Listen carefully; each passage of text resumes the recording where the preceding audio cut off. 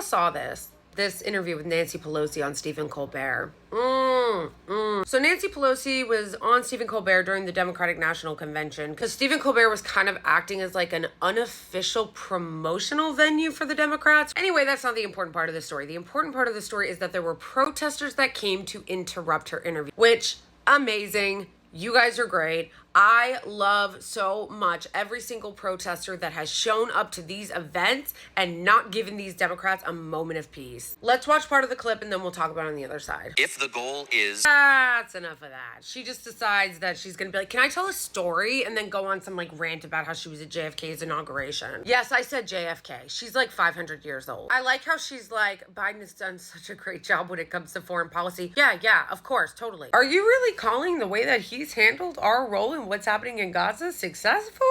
Despite the fact that I hate so much about this interview and the way he handled it, the one piece of credit I will give him is I appreciate that he at least acknowledged the protesters and asked one of the questions that they were asking. Because when Kamala Harris was on Jimmy Kimmel a few months back, I did a video on that and protesters showed up.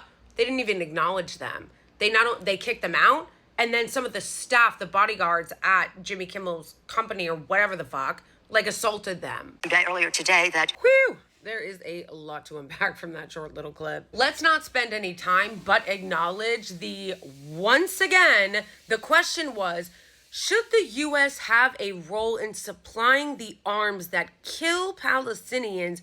And her response is, Israel has a right to defend itself. For way too long in the West, that has just been the boilerplate response. But when you actually think about it, it's insane. The question is about, should we keep paying for arms to give to this regime that is massacring babies and children and women that are trapped in a concentration camp? And the response is always and forever, yeah, but the people that are the aggressors and that are doing the bombing have a right to defend themselves. That is deranged. That response is psychotic and increasingly insufficient for people, which is why I again say good for those protesters. They were not backing down. Also, a side note of hilarity there was when she was quoting JFK and she's like, war has no place in a civilized society. Excuse me, bitch? I know you're not really saying that for real. From the United States of America, the most warmongering, bloody empire in the history of the world, are United States of America.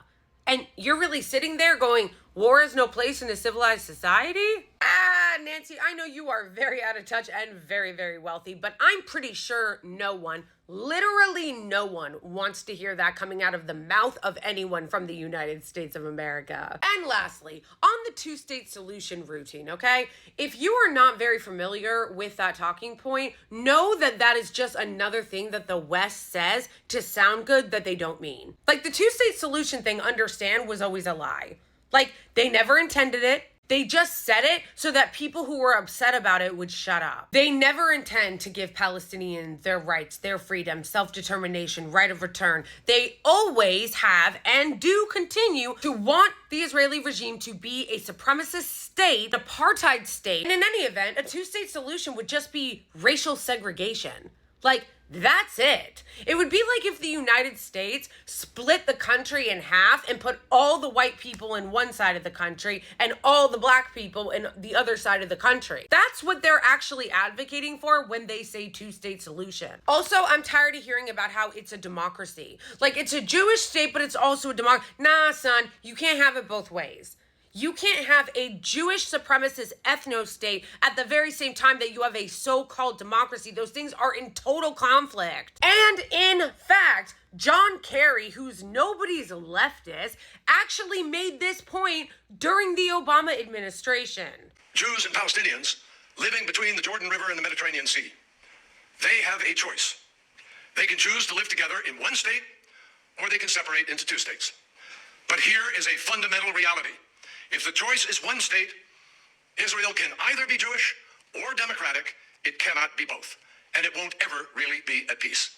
That part at the end. If you are going to continue to live in a segregated apartheid regime, where by definition, your safety requires you to keep an entire population of human beings in a cage, you will never be at peace.